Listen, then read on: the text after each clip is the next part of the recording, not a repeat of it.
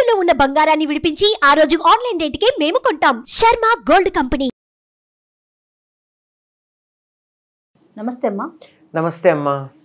అమ్మ, ప్రాణాపాయ స్థితిలో ఉన్నప్పుడు మృత్యుంజయ మంత్రం పఠిస్తే తొలగిపోతుంది, ఆ సమస్య నుంచి బయటపడతాం, ప్రాణాలతో బయటపడతాం అని చెప్తూ ఉంటారు కదా. అసలు ఈ మంత్రం యొక్క బలం ఏంటమ్మా? అంత విశిష్టత ఎలా వచ్చింది? అమ్మా, మృత్యు అన్నది సహజం. పుట్టిన జీవులందరూ చనిపోకుండా ఉంటే భూగోళం మీద చోటు ఉంటుందా? కొత్త వాళ్ళకి అవకాశం ఉంటుందా? లేదు కదా. అంతేకాదు, ఒక వయసు వచ్చిన తర్వాత అలాగే ఉండిపోవాలని ఎవరన్నా కోరుకుంటారా? ఉదాహరణకి నా వయసు వచ్చింది, ఈ ముడతలు పడిన చర్మము, తెల్లబడిన జుట్టు, కళ్ళకి జోడు, ఈ రూపంతో శాశ్వతంగా ఉండాలని ఎవరు కోరుకుంటారమ్మా? ఇంతకన్నా అందంగా మళ్ళీ నవనవలాడేటటువంటి మెరిసిపోయే చర్మాలు, నల్లని జుట్టు, ఇలా ఉండాలని కదా కోరుకుంటారు. అంచేది ఈ మార్పు సహజం. అయితే ఇది సహజంగా ఉండేటటువంటి అసహజంగా జరిగినప్పుడు దానిని తప్పించాల్సినటువంటి అవసరం ఉంది. అంటే మృత్యు అంటే మార్పు మాత్రమే, అంతకన్నా మరొకటి ఏం లేదు. నిత్యం మన శరీరం మీద బోల్డు కణాలు, డెడ్ సెల్స్ అంటూ ఉంటారు, పోతూనే ఉంటాయి, కొత్త వస్తూనే ఉంటాయి. కణాలు ఏ రకంగా పోయి కొత్త వస్తున్నాయో మనిషి శరీరం మీద ఉన్నటువంటివి, మనిషే కాదు జంతువులు జీవులు అన్నిటికీ కూడా అట్లాగే ఈ జీవులు కూడా పాతబడిపోయిన తర్వాత వెళ్ళిపోవడం, కొత్తవి రావడం జరుగుతూ ఉంటాయి.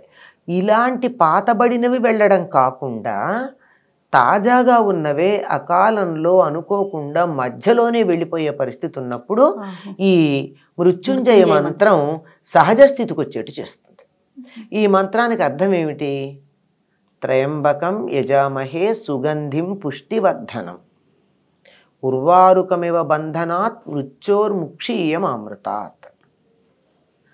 నన్ను మృత్యువు నుండి ఎట్లా రక్షిస్తావంటే, విడదీస్తావంటే, దోసపండు దోసపాదు నుండి ఎంతగా దానికే తెలియకుండా తొడిమ నుండి విడిపడుతుందో అంత తేలికగా నాకు మృత్యువు రావాలి అని అర్థం.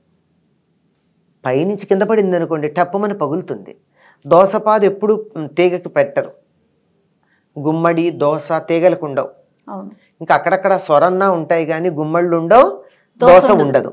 అట్లాంటివి ఎలా ఉంటాయి అంటే, రెండు గుమ్మళ్ళు కూడా ఉండవు, మా బూడిద గుమ్మడి మామూలు గుమ్మడి కూడా దేని మీదన్నా ఆధారంగా ఉంటాయి. దోస పండు బాగా పండిన తర్వాత చిన్నతనం నుంచి పూర్వకాలం మనకు ఉండేటటువంటి దేశీయమైన దోసపళ్ళు ఉన్నాయే, అవి పింద దగ్గర నుంచి పచ్చ రంగులోనే ఉంటాయి. ఎక్కడో ఒకటో రెండో కొంచెం ఆకుపచ్చ ఉంటాయేమో. అది పండింది, దాన్ని కొయ్యొచ్చు అని ఎప్పుడు తెలుస్తుంది అంటే, దానంతరది తొడిమ నుండి ఊడిపడుతుంది, అప్పుడు అది పండిందని చెప్పి తెస్తారు. అట్లా తెచ్చినటువంటి దోసపండు సంవత్సరం నిలవ ఉంటుందమ్మా, పాడవకుండా, ఫ్రిడ్జ్లో ఏమీ అక్కర్లేదు. ఆ విధంగా ఆ పాదుకి తెలియదు ఒక పండు రాలిందని, పండుకి తెలియదు చెట్టు నుంచి వేరయ్యామని. అంత తేలికగా, అంత సహజంగా దోసపాదు నుండి దోసపండు ఏ రకంగా విడివడి ఇవతలకు వచ్చిందో అట్లా నన్ను మృత్యోహ ముక్షీయ, మృత్యువు నుండి నాకు మోక్షం కల్పించు అని అడగడం.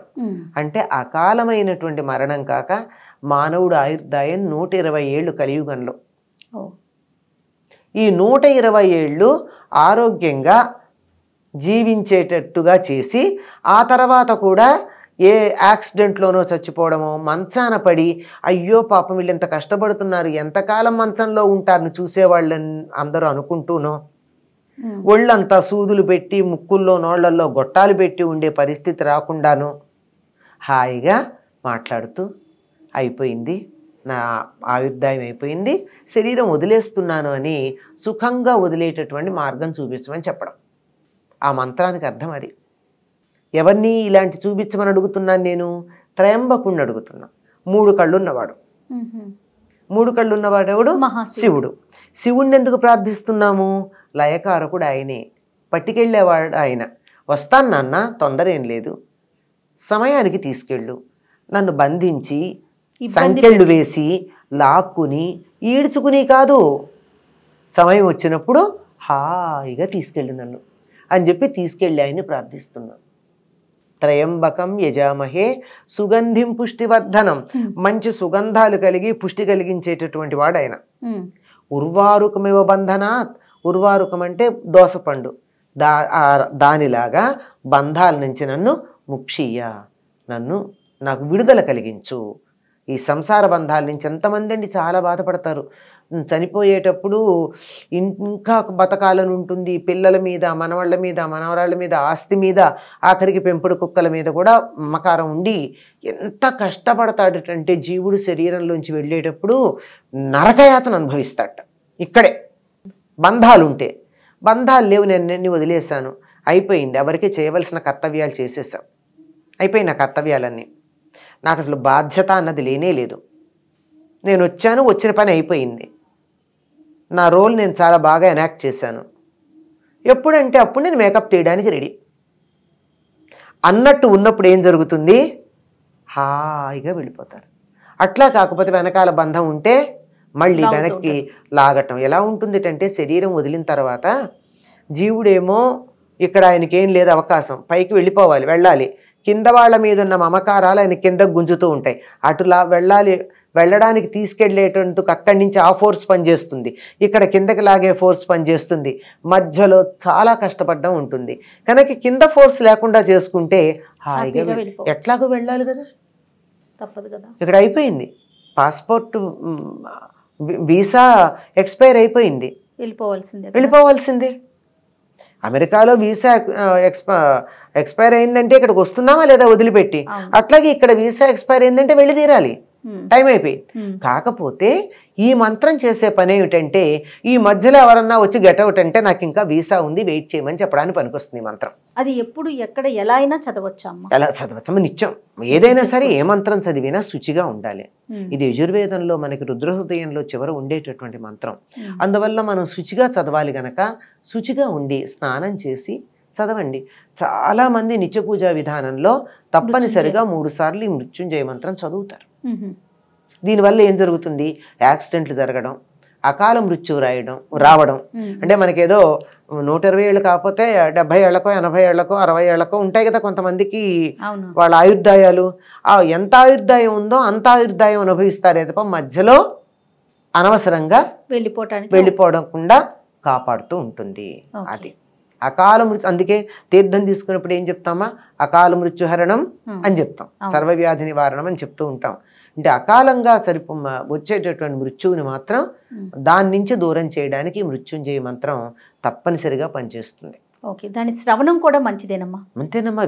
ఇప్పుడు కొంతమంది నోటితో అనలేరమ్మా, కొంతమందికి త్రయంబకం అనలేరు, త్రయంబకం అని విడదీస్తారు.